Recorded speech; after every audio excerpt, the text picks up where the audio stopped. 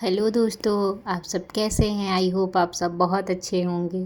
तो आज खाने में क्या है? आज खाने में है मटर पनीर।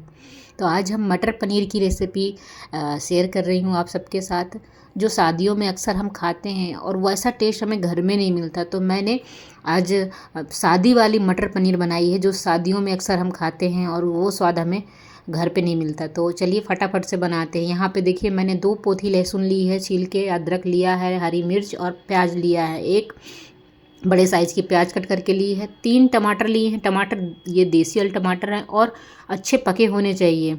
और यहाँ पे मैंने आधा किलो पनीर लिया है। तो पनीर भी अच्छा है, बढ़िया फ्रेश पनीर है।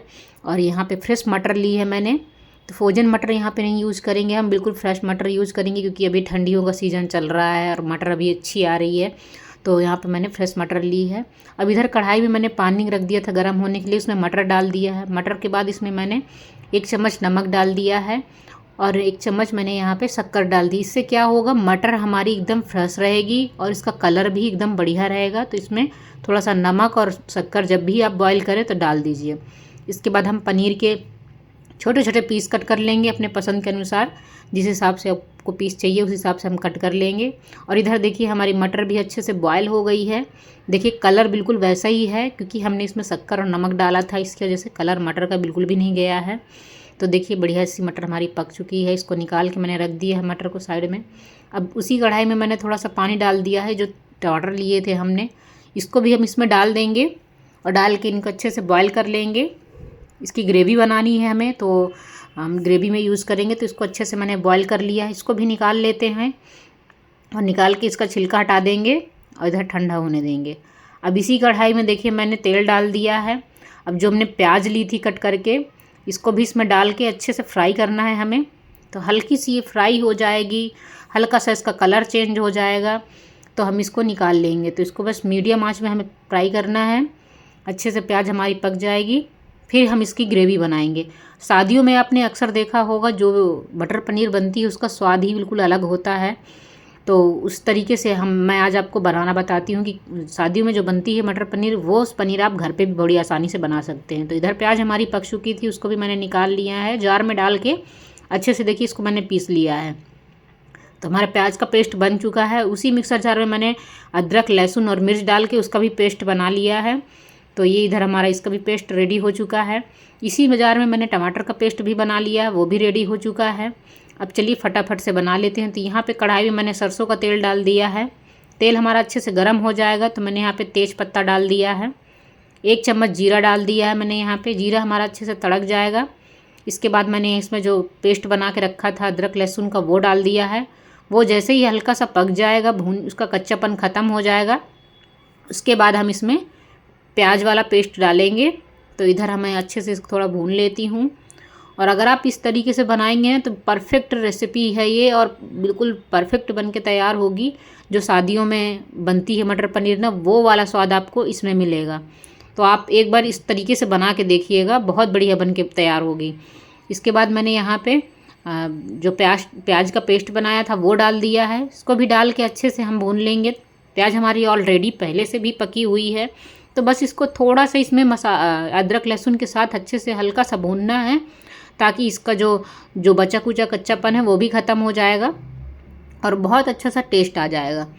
तो अच्छे से देखिए इसको मैंने भून लिया है। ना ही इस मटर पनीर में तो ना खोवा यूज़ कर रहे हैं हम, ना ही कोई चीज़ यूज़ करेंगे, क्योंकि जो शादियों में बनती है ना उसमें खोया ज़रूर डाला जाता है। तो मैं यहाँ बिना खोए के बना रही हूँ और बहुत बढ़िया बन के तैयार होगी।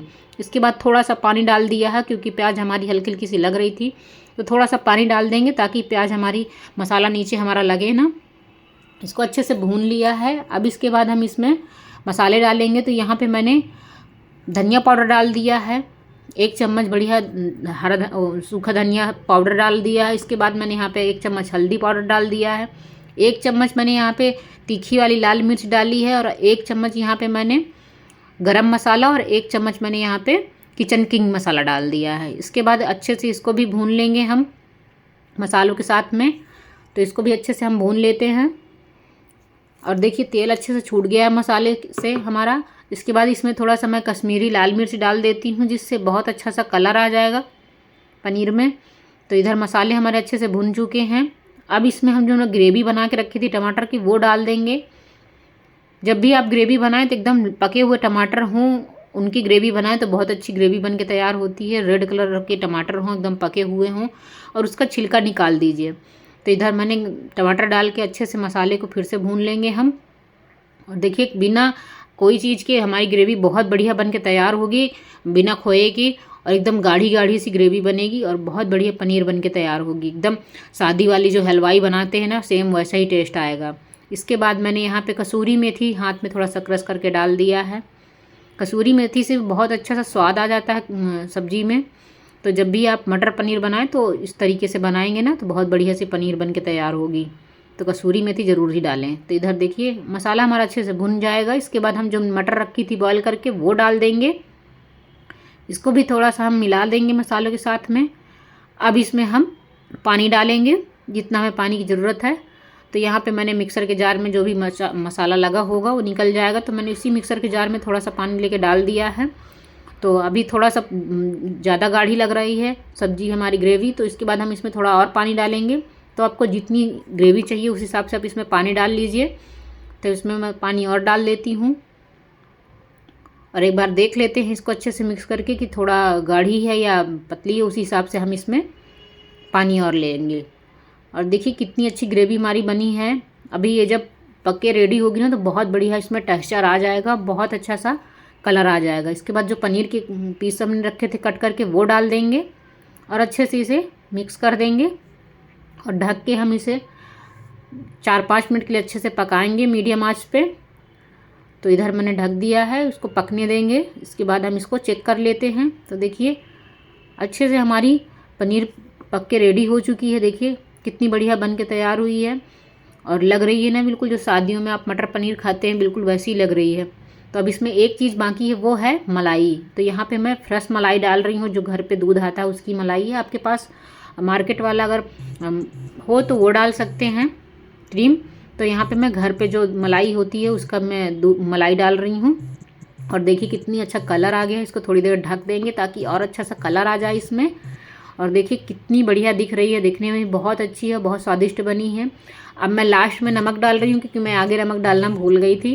तो यहाँ पे स्वाद अनुसार नमक डाल लेंगे और इसके बाद इसमें हरा धनिया डालेंगे मिक्स करके और इसके बाद फिर हम सर्व कर लेंगे।